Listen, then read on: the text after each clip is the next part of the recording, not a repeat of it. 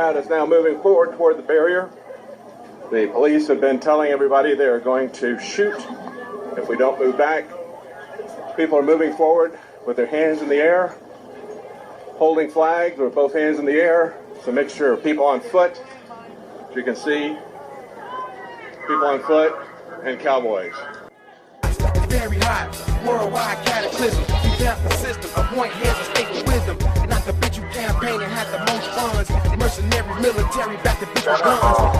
Time to talk upstairs with Metro. All right, push these people back up off the gate. Push them back up off the gate. We're going to work to release these cattle. Listen to me. I'm going to work with you. I'm going to work with you, but I need you to back up. I understand what you're doing, and you will get that time. That's right. I'm not playing. I know, I get that. Can we push them back up off the gate for right now? Let me work with you and you. I'll allow you two to come in with me. You come with me, Metro. You're not getting arrested. You got my word that no one's taking you arrested. If you want to stay there, that's great. They're getting your dad up top. No, they're getting your dad up top. We'll make sure that we're going to need some help if they decide that they're going to pull those pins. But it's only going to be Bundy and his son. That's it. It's the people or not, and you guys need to leave. Okay. You need to leave. That's the turn. I'm telling you, you need to de-escalate the situation. I'm imploring upon you your responsibility.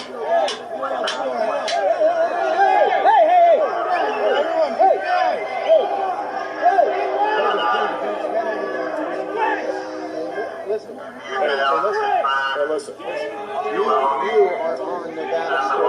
Okay, and it's time. No, there's a time. The time is now. We're doing that. No, the but time you need is to push these people back so they can do the same. Push them back so they can do the same. Leave.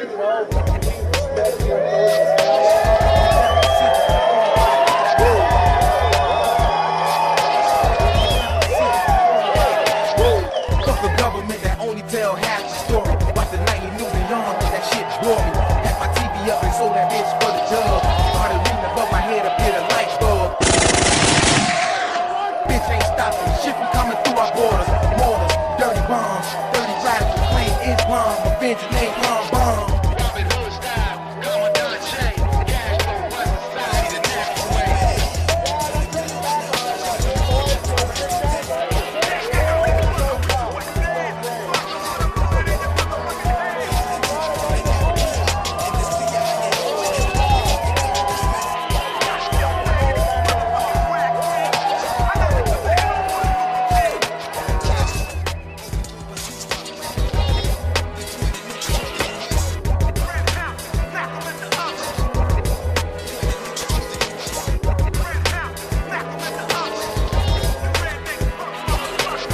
Fuck a government that only tell half the story. Watch the nightly news and yawn, cause that shit bore me.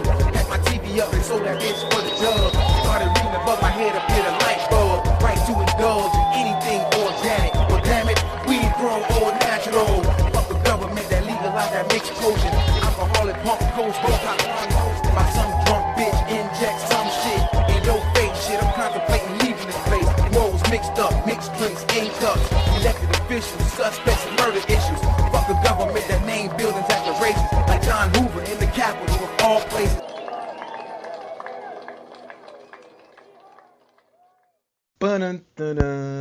Love and marry.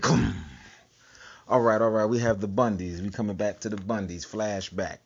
Now, the video just went off. That was what, a year and a couple months ago, with Clive and Bundy had the standoff, and all the Negroes got mad because I think he said he used the word colored while he was talking. This old man, I think of my great grandmother, how she used to talk. You can't fault a man that live on a ranch and use language like that. But y'all ready for anything to be racist.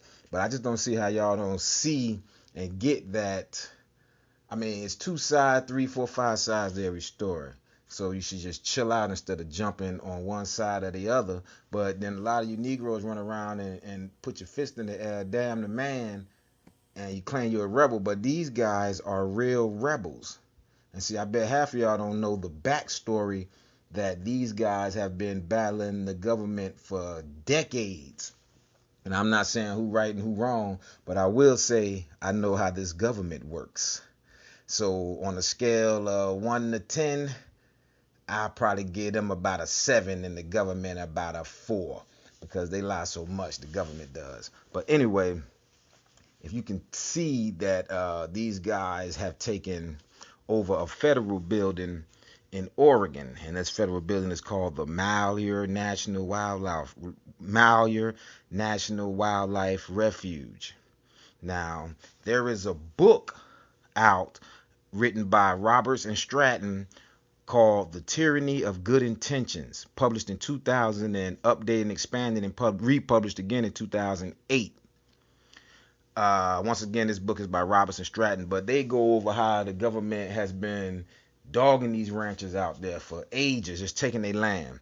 And the main headline of this nut story now, which, you know, the video, the standoff a couple years ago, a year and a half ago, preceded what's going on now. Clive Bundy, well, the big headline in this is his son, Bundy. And Amon Bundy is, I guess he's the spokesman, I'm not sure. But he's the biggest name there right now at the refuge in Oregon. But he says that since the refuge has taken over the space of 100 ranchers since the early 1900s. And if you remember, the standoff with Clive Bundy was about the BLM, Bureau of Land Management, coming in and taking their cows, their cattle or whatever, destroying the water spouts all over the land. Well, anyway, you guys better kind of chill out with siding with people all the time and making everything race. Or why they white? Why they don't send the National Guard? Man, because them boys prepared. If you Negroes was prepared, they wouldn't send the National Guard on y'all either. But anyway, let me just give you a real quick brief of what's going on out there. And as you can see from this map, the proximity of the national park in Oregon to Clive and Bundy in Nevada. I mean, it's just fake lines that divide the areas or whatever, but it's the same general area. So what we have here is Amon Bundy, the son of Clive and Bundy. They occupying part of the Malheur National Wildlife Refuge, like I said. And they initiated this takeover or siege because they are supporting Dwight and Stephen Hammond, father and son, that was convicted of arson, who just turned themselves in this past Monday. 5 years. The Hammonds are convicted of arson because the government said they set fire that burned about 130 acres in 2001. Now look how far this go back. 2001, they set a fire that burned 130 acres to cover up poaching.